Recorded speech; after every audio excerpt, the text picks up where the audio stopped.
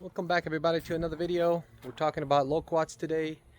If you've been a regular to this channel, then you'd know that I have I don't know, 13 14 loquat varieties. 12 or 13 of them were in the ground, and I have decided to move on from that.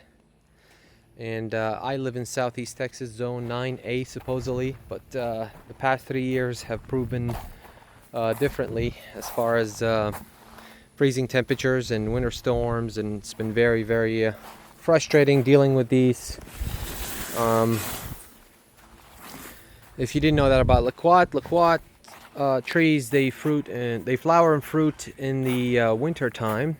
It's done that earlier this year, very surprisingly, but that's not completely out of the normal schedule from what I have researched. But they usually flower and fruit throughout the fall to winter season, and then ripen in the spring, early spring, late spring, sometimes into the summer, depending on the variety sometimes, you know, because I know some of them do it earlier than others.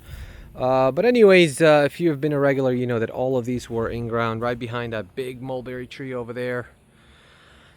And I decided to get them all out because it's just such a it's just a very wasteful amount of effort trying to grow these, and for production obviously, because you know loquats are tough. All of them survived 8 degrees with snow, but the fruit and the flowers, they can't survive more than like somewhere between 26 to 28 degrees. All the flowers and fruit will freeze and die.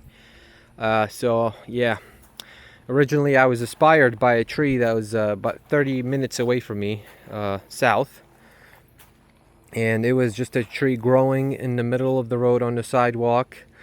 You know, no soil, nothing. It was just going through right through the bricks and the concrete. So you know what I mean? It was covered with flowers. So I was like, whoa, this is possible here. I want to see what happens. And I was like, okay, the difference between that area and my area, 30 minutes, is just unbelievable. So that's not going to be possible for me, and I've decided to move on from that. But let's take a look at our collection here. This one right here is an early red loquat. Behind it is a Nippon.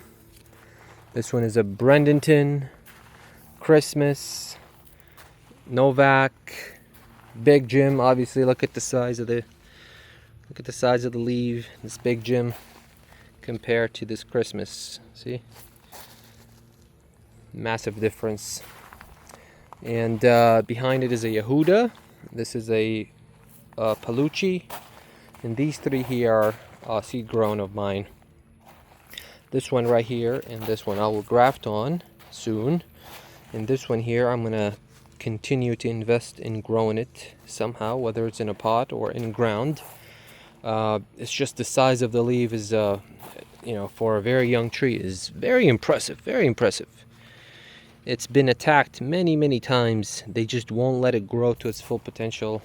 Grasshoppers and different types of insects, leaf cutting ants or leaf cutter ants, and some other insects, they come and just munch on the leaves, and they always go for the new shoots, for the tip of these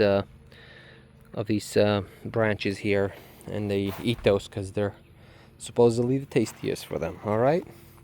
So anyways, I have a bunch of them flowering right now. This Bradenton here is flowering, I believe. Yes, I've seen the flower. This has flowered last year as well, but and fruited, but everything died obviously when we had that 8-degree freeze.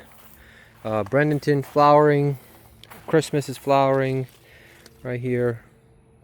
Novak has the most flowers, is very aggressive on that. And this Yehuda is also flowering, I believe. Yep, that's a Yehuda. Big Jim hasn't flowered yet. I don't know why, but maybe it's not too late. I mean, maybe it's too early, I guess, for me to make my decision on that, because we're still we haven't even ended the summer yet. It's still like we're still in the high 80s, sometimes 90s here. Okay, so we'll see. This Palucci no flowers on that either. What I will do probably is get rid of these branches here and kind of let the main branch do its thing to give it a little bit of extra energy to recover from my process of pulling them out of the ground. In addition to all of that, if you're new and you haven't seen my greenhouse Loquat, this is what it looks like. This is my premier Loquat. It's been kept in the greenhouse since I got it. But believe it or not, this is a 1.5-year-old Loquat. I guess since I put it in the ground. Maybe total age is probably like 2.5. Because when I got it, it was like 3 feet. 2 to 3 feet. And now it's approaching 10. At the very top branch is it's about to hit the structure ceiling here. If you didn't know, this has already fruited, and we've eaten from it. I believe somewhere in the neighborhood of like 15 fruit, maybe. Premier Loquats are rather sour, and it's more like it's like a mixture of apricot and lemon, you know. But they're very, very delicious. I only got to eat maybe 1 or 2. My daughter, she destroyed the rest. She loves Loquats, and it's fantastic, you know. I can't blame her. It's a great, great fruit. But this one is also flowering, and I believe we're gonna get a really nice, sizable amount of production out of this one this year. I am worried because I haven't seen bees recently. I haven't seen them in their usual population, but last time during the past season, the bees, I opened the door here, I removed the mesh, and I allowed them to come in, and they pollinated this one very well, and hence the good crop size that I gotten out of it. But anyways, look at the difference between these Loquats here in the greenhouse versus the Loquats that were attempted to grow outside. I found out that specifically UV radiation and not heat, by the way. The heat is not the problem. It's the UV radiation, because it's hotter inside of here versus outside. Okay. I apologize for the sound of the rain. It just started raining a little bit. I'm not gonna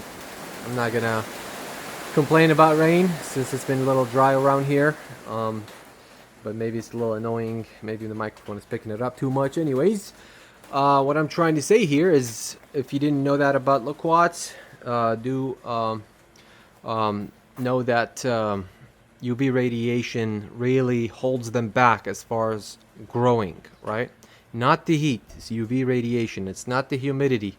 It's been extra humid in this structure, extra hot here, probably 5-10 degrees hotter than outside, and yet these have went nuts and has grown so much more than the ones outside. Plus less pest pressure and more love, I guess, because it's in my special greenhouse here and it gets a lot of attention. So at this stage, I feel like I've done the right thing as far as pulling my in-ground Loquats out and off the ground into pots. I haven't decided on what to do with all of them, but I know that I'm going to keep the best select varieties and I'm going to put them in the greenhouse. I've already been working on extending my indoor growing setup. As you can see, I'm going to have a whole lot of space to grow these in, and we'll talk about that in a different video. As far as these right here, I feel like I just don't want to lose the fruit production this year, right? And really heavily, I've been keeping them, I want to keep them outside here under this oak tree. This oak tree would provide a little bit of shade and a little bit of, it allows some sunshine to pass through. And I'm keeping them here because I know that I've seen bees come out here and kind of pollinate this variegated lemon I have here. Now that they've been coming around here messing with their flowers, and definitely the flower production, the fruit production has increased since they've done that. This one is still flowering. Oh, there you go. Look at that. Hello. Welcome. No, don't go. Stay. I need you. All right, so there's our visitor right there. I'm hoping that, you know, he would call his friends and come out here, because I know these have started opening up, and they smell unbelievable. I love Loquat flower scents, and we'll see what happens. I'm going to keep you posted on that. Yeah, I feel like at this point I'm going to invest something else, you know, growing some other trees, some other fruit trees in that area, because it's a substantial amount of space, and I'm not just going to grow it for the foliage, right? I better get some sort of production. Since this is a food forest, I want production out of the majority of my trees, and I'm putting so much effort. It's like I deserve it, right? So anyways, this the video. If you have any questions about loquats, if you have any questions about you know, what I'm doing around here with this food forest, and if you've seen my other videos, then ask them, you know. If you're just here to enjoy the videos, that's also good. I'm fine with that, and it's good to have you here. So I'll see you in the next one.